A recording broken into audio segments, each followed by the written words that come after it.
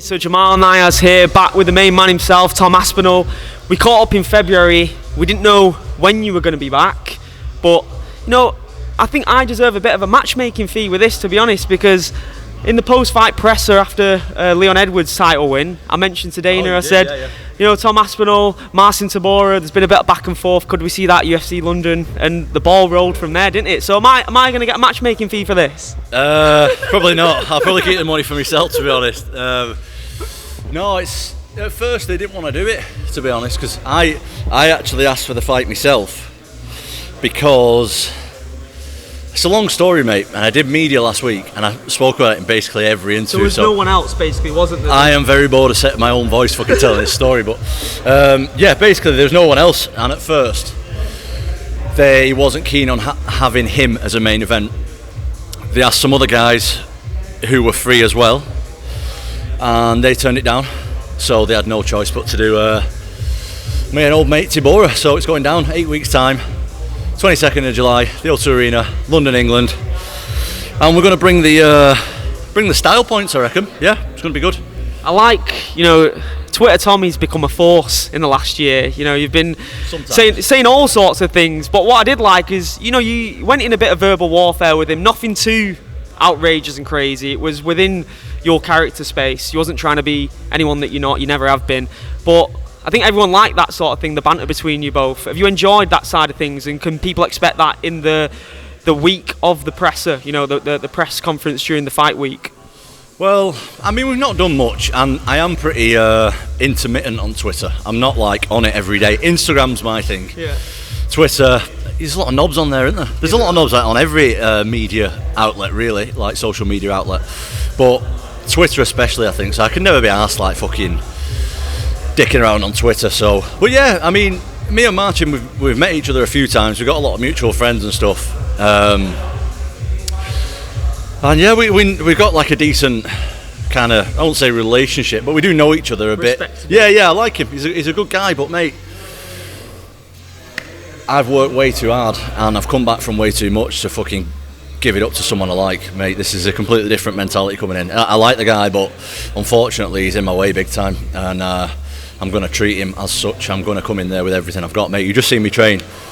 I'm training like this. I've been training like this now for like 6-7 weeks, this intensity, and we're still 8 weeks left, mate. I'm fucking absolutely on fire in the gym. My mentality is so good right now, and I'm ready to run through everybody now. Everybody. I mean, he's an experienced guy, isn't he? He's had quite a lot of fights in the UFC. He's been in there longer than you. But like you mentioned, there aren't many athletes on the roster, let alone the heavyweight division, that have the speed, agility, power that you have. Do you think he's going to be in for a rude awakening, even though he's had all that experience? Let me just first start by saying I'm not taking him lightly at all. I think the guy's really good, and I think there's a lot of things that he does really well that not a lot of other heavyweights do well. And I feel like he gets a lot of wins by people overlooking him a little bit, and that ain't me. I'm taking this guy deadly serious, but at the end of the day, I am different to the other heavyweights, and I'm different to me before the injury, way different. So nobody has any idea of what to expect, because I'm different than I was a year ago, and then I was different to all the other heavyweights then, and now it's fucking completely different. So it's going to be a good time. Must be exciting for you though when you say how different you are, mentally and athletically as well in there, because you've got so much praise. This is your third UFC main event in London. You've got there off the merit of everything you've achieved before, but now you're saying this is going to be a completely different version of yourself. Are you excited to go out there and surprise people even more, to think, wow, you think that you've seen the best of me, you've really not seen anything yet? Yeah, I mean, anybody can sit in a gym here or wherever we're doing an interview and talk about it, but ultimately I have to show everybody. So I am very excited, and I feel like, mate, look at the training I've got. It's fucking ridiculous. Like, in here today we've had 10 heavyweights in to spar, high level guys, not just big guys as well. Like, my dad's doing the best job of getting guys in, getting the right sparring for me, getting the best training. I just feel refreshed. I just feel very refreshed, very confident, very energised, and just happy, man. I'm really happy and content with my overall life. I'm just in a really good spot, and I think that's a dangerous man to be contending with. You know, one of the headlines from an article, like you said, you've been doing a lot of media recently. I think it was The Independent released an article on you that said the past year has been one of the best of your lives. You know, you mentioned a happy man is a dangerous man, and a lot of people would like to, you know, go for the clickbait doom and gloom stuff of how the recovery's been, how you've been sad being away from the love that is the sport of MMA, that you have for the sport of MMA, but you twisting it into a positive is the mindset of a champion. Can you go into why it has been one of the best years of your life? Yeah, of course. I mean, there's been a lot of negative to it as well, of course. Yeah. Got injured, embarrassingly. A lot of the time I was in a lot of pain. Couldn't walk. Embarrassing, mate. It was not I thought it was, but I couldn't. Not only physical pain, like as a fighter and as someone who's been taking shots and stuff, twists and turns for a long time. Fucking fighting hurts, man. But emotional pain. Yeah, just like it's hard to take that. It's really hard. But on a good note, I've learned so much from it. I had a lot of time to like think about my life, what I want to do, what makes me happy, the way I want to structure my life, and I just decided. I had to make a decision, mate, to be honest with you. Do I want to carry on this sport, or do I want to do something else? Really? Realistically. Not like that? Yeah, a few days, mate. I couldn't walk. I was stuck at home. My leg was fucking massive. I was on crutches, but it was painful to walk on the crutches, so I just sat down all day. Obviously, that had happened. I was coming off a loss and all that stuff, and a few days I was just like, do I really want to do this anymore? Do you know what I mean?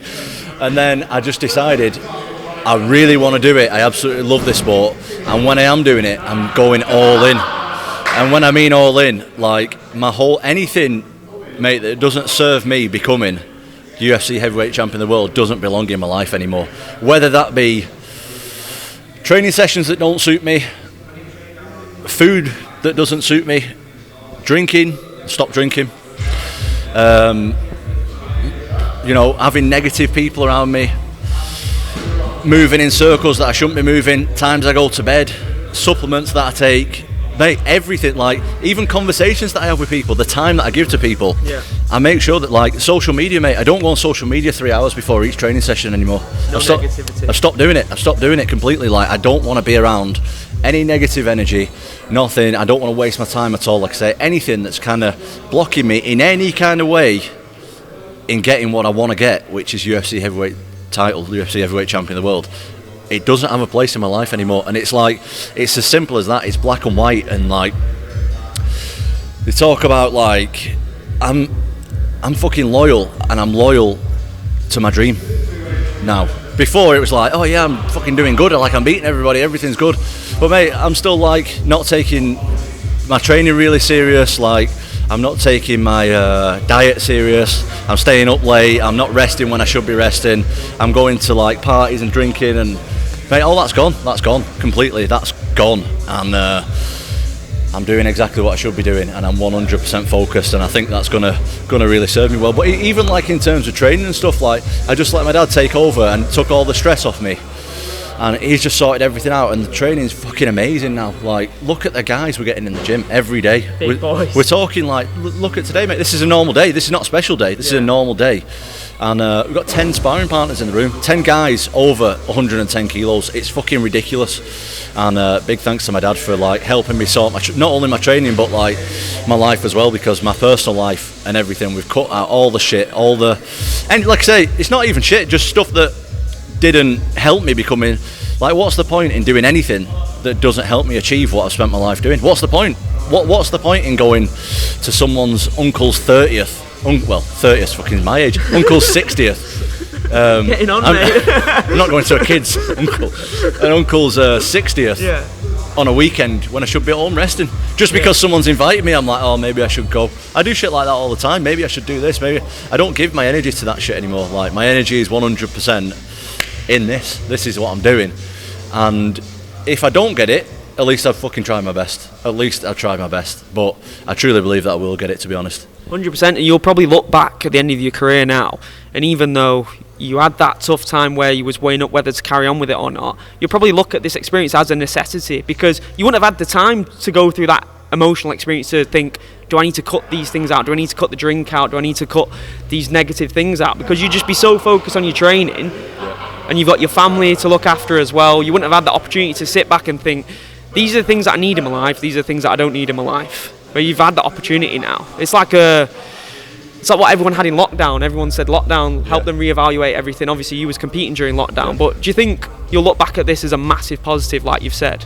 I think there's going to be like a pre-injury Tom and like a post-surgery Tom. I think it's going to be different. Two completely different people, mate, because I'm just energised, mate. I'm just happy and just relieved of everything that was like weighing me down. I think everything that was weighing me down has just stopped, and like I say, I'm content in the fact that if I do it and fail, which by the way I don't think I'm going to do, I'm completely confident that I'm not going to, but if I do it and fail, fucking I give it everything. So what's it matter? I give it everything that I've got.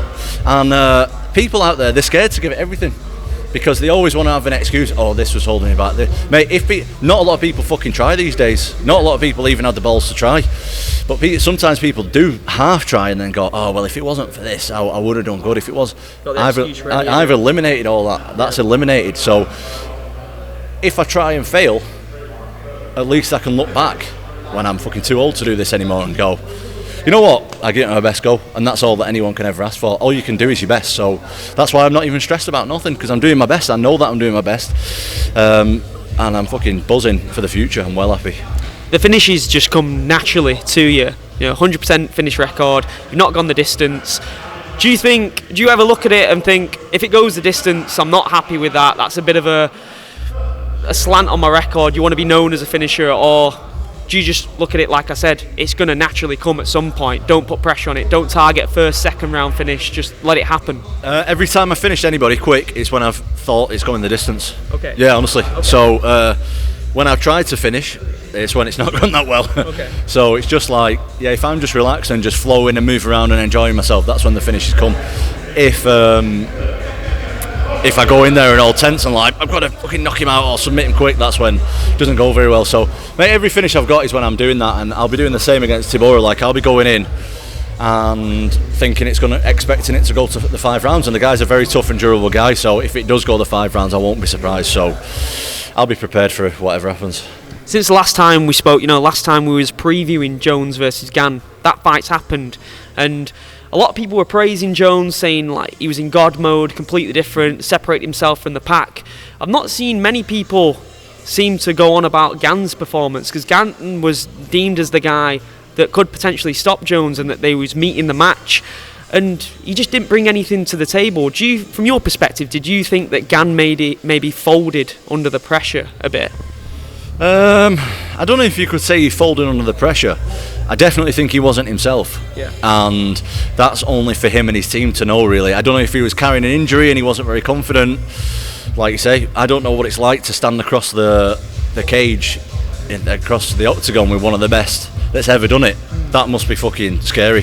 So, I don't know. Maybe he did, but he definitely didn't look himself in there. I don't know what it was. The guy is a very big, strong guy. The guy's like 250 pounds plus. I've seen him on Instagram doing like muscle ups, which is ridiculous for someone of his size. Like, I consider myself very athletic for a big guy. I can't do a muscle up, and he didn't really offer much resistance. That's the only way I can. It was just so quick. Yeah, wasn't it? like if he didn't have the technical ability to get John Jones off, why did he not use his physical attributes? That's what looked a little bit weird to me. Like, if he didn't know what to do from that spot, why didn't he just go mad and just try to scramble? Yeah, just blast him off, just push him off as hard as you can. Try to use your speed and your finesse and just get up. But he didn't really do any of that. He kind of just got took down and just kind of accepted it, which it's difficult, isn't it? I think only Gane and his team will be able to tell you what went on. Maybe John Jones is just that good. Who knows? I don't know. You may meet Gane before getting your title shot. He's not matched up at the moment. Does that fill you with confidence and think, because you're a specialist on the ground, you're an absolute beast on the ground, and everyone knows the power that you've got on the feet. Does that fill you with confidence to think, I could take him down and tap him out, maybe even quicker than Jones? Yes. In a short answer. Yeah, well, the thing is, mate, I'm not just going to run across the cage and take him down. Yeah. I'm going to mix it up between strikes and takedowns and keep him guessing. Obviously, that's what I'm going to try and do. But I really highly rate Cyril. He's not. I think he had a bad performance, but I think he's a really good, like, high-level fighter. He's definitely. He's a former interim champion anyway, so the guy's definitely got a big future ahead of him as well. So We'll see. We'll see. That we'll cross that bridge when we come to it, I guess. At the moment, I've got a big fight in front of me, Marcin Tybura, 22nd of July, and I'm focused on that at the moment. Nobody else. I know you said that you focus on that, nobody else, but just talking about Jones as well. When you look at him, look at his performances, do you see the same physical specimen that we saw 5-10 years ago? The same. He's still pound for pound number one. He was pound for pound number one back in 2011. We're in 2023. Such a long time at the top, undefeated. You know, the Matt Hamill fight doesn't count. Do you still see him as that same unbeatable force that he's portrayed as, or do you see him declining? It's hard to say, innit, when he has a 2-minute fight or whatever it was. He's definitely got an air of confidence about him that he's very unique and that guys like me haven't reached yet, and other guys in the division, just because he's done so much. The guy knows exactly what he can do. The guy's been through the fire plenty times, and the guy's fight IQ is out of this world. So it's hard to tell, isn't it, what state he's in. When you have a 2-minute fight, mate, you run through somebody. I'd like to see him go a little bit longer before I make that decision.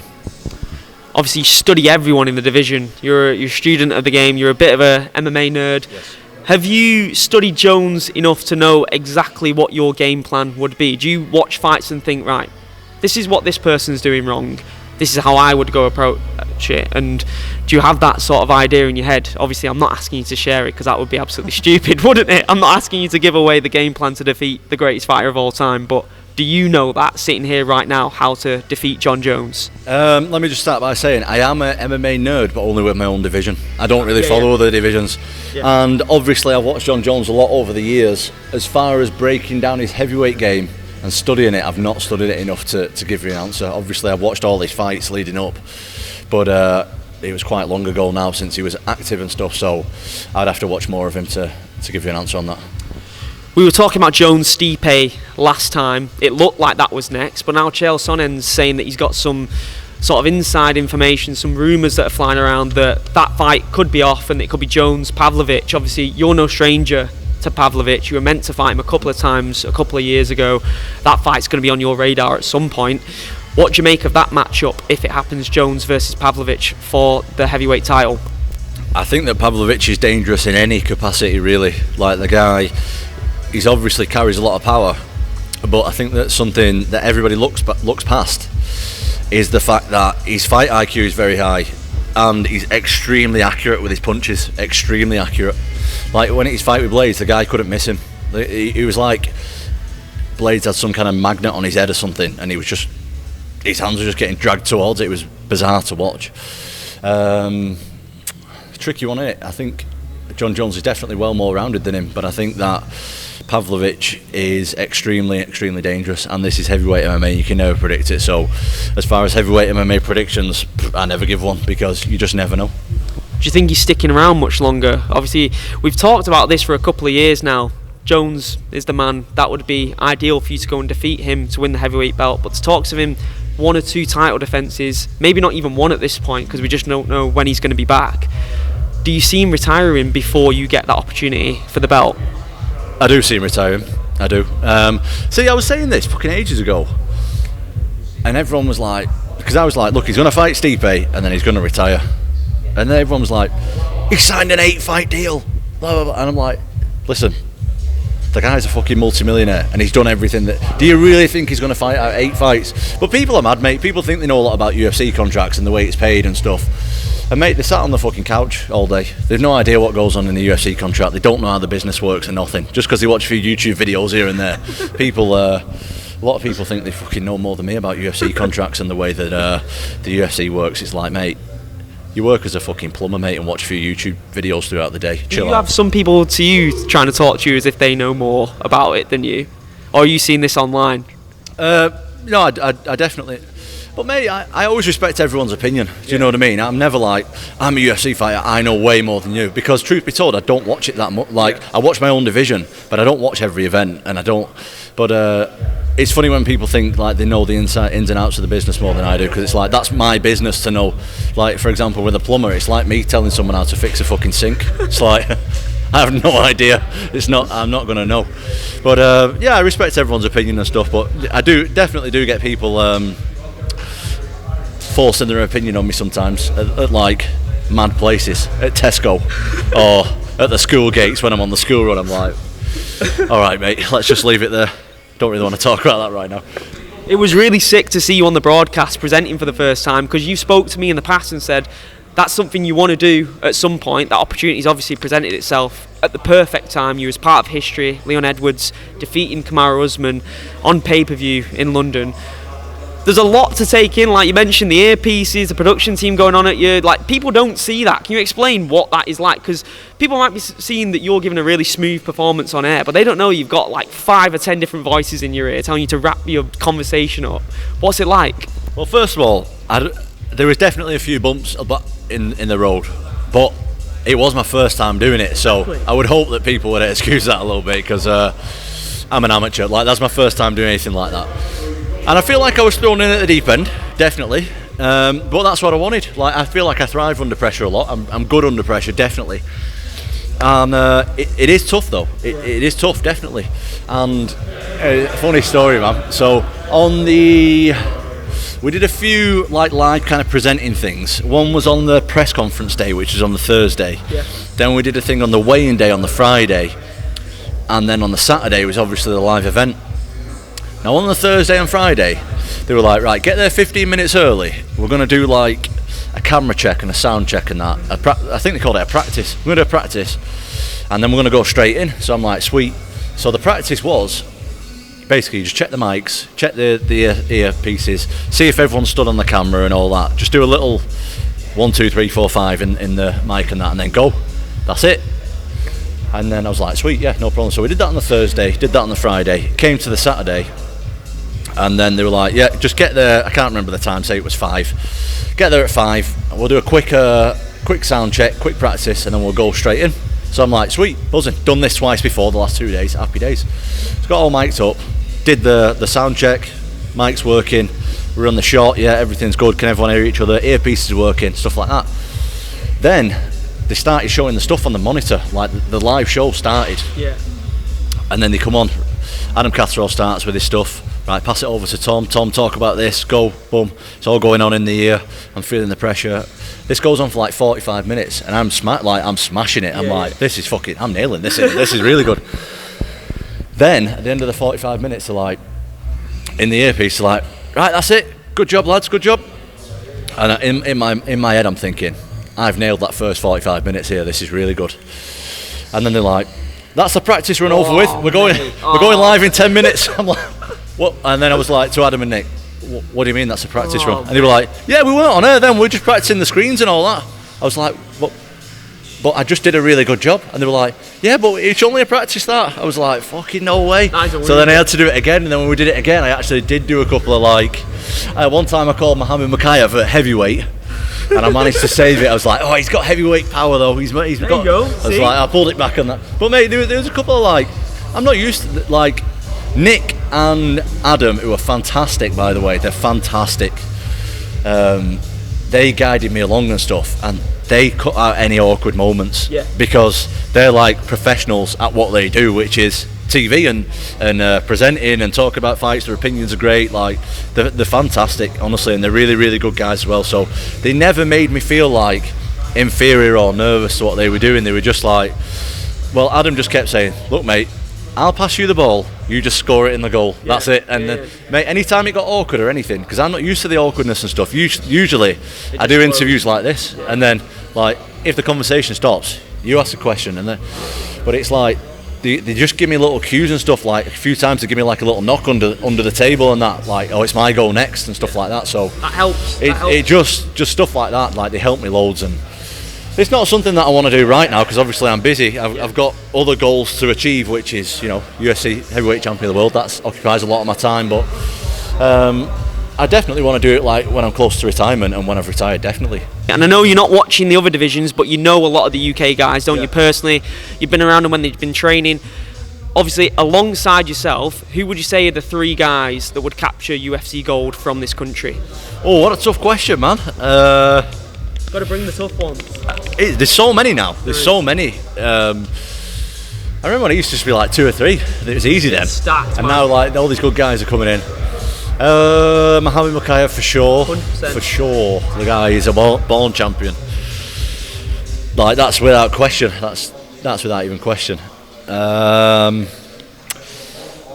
Davy Grant goes way under the radar, mate, and I love Davy Grant. I think he's brilliant. He's fighting on that card. He is. Thank God, finally. Yeah. I think if Davy can string a few wins together, I think he could definitely get up there. Nathaniel Wood's great. Laurel Murphy's great. Mate, there's so many good guys right now. Who else is there who we missed off? There's loads of good ones. There's so many. You got Arnold Allen, obviously. That's another one. How could I forget about Arnold Allen? Yeah. So what I mean, there's so many, I just forget. Arnold Allen's fantastic. Like, in his last fight, even with Max Holloway, he lost the fight, but he didn't lose any stock from it. Like, Max Holloway's one of the best featherweights of all time, and he did great. Like, he just needs a bit more experience, I think.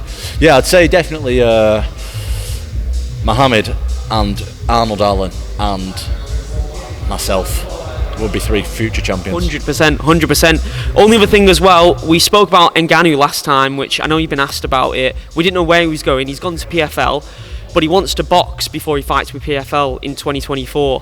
Do you see him fighting Wilder, AJ? The Fury fight was teased, but the Fury fight doesn't necessarily make a lot of sense because Fury is an absolute beast. You're no stranger to the guy. It's not the sort of matchup that would be ideal for Ngannou, whereas pure striker versus striker, Wilder, AJ, would make sense. Do you think those guys take that fight? I would love to see him and Wilder, because it's just two massive fucking guys just who can just punch holes in walls. It's ridiculous. I would love to see that. As far as I'm taking it, boxing's a funny old game, innit? It's a funny game. No one wants to fight each other, really. It's very bizarre. And if they do, they want like 20 mil for it, so it's ridiculous. But that I would definitely be tuning in for that. Ngannou and Wilder, that would be excellent. Do you think he would win? Do you think Ngannou could win a boxing fight against a top 10 heavyweight? I think if there was anybody that he could beat, it would be Wilder. Because Wilder is... I don't want to slag the guy off, because he's one of the hardest punchers ever. But as far as actual boxing ability, his level's way lower than someone like an Usyk or a Tyson Fury or somebody like that. But the guy's punching power is absolutely like off the chart. It's absolutely ridiculous, out of this world.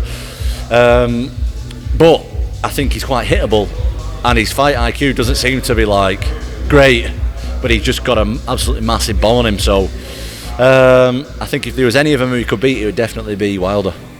I asked you last time about the possibility of boxing after you've achieved your goals of winning the world title towards the end of your career, and you said, yeah, why not, interested in a super fight. Your only hope of fighting Ngannou right now is in a boxing fight.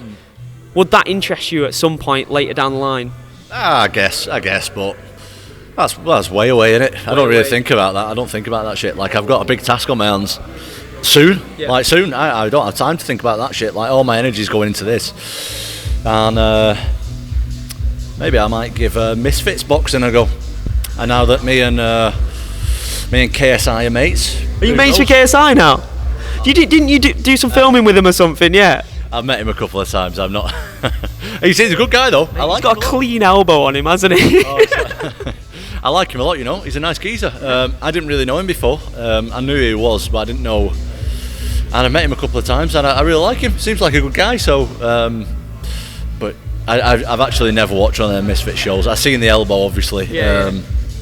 It was nice. You should go to one, mate. It's actually the vibe there is absolutely ridiculous. It's like WWE mixed with boxing. It's just absolute theatre. So much drama. There's backstage brawls in the crowd. It was good fun. I enjoyed it. Have you been to it? Have you? I went to the last one. Yeah, it was incredible. How close were you to the Tommy Fury? Yeah. So I was backstage, but then I was actually doing an interview with Liam Payne from One Direction. Yeah, he was there. He's also said that he wants a boxing fight at some point. He said it on Logan Paul's podcast. Hey, if Liam Payne wants it, I'll fight Liam Payne. I don't think he wants it, mate. I don't think he wants it. Maybe Harry Styles might want it. How about that? If any of them want it, I'll take that. But otherwise, I'll stick to the UFC, I reckon. Actually, go to a show though. I think you'll actually enjoy it. If I got invited, if someone invited me, I'd go. I'd be up for it. Well, no one's invited me yet, so. Right, KSI, Logan Paul, Tom wants to come to a show, and then maybe he wants Ngannou on a show later on. I'm saying it for him. I don't want that. But I'll definitely turn up to it. If I got invited to an event, mate, I'd go, definitely. I've never been to one, never seen one on TV. But like I say, I've met KSI a couple of times. I liked him, thought he was a nice fella. No Tommy Fury.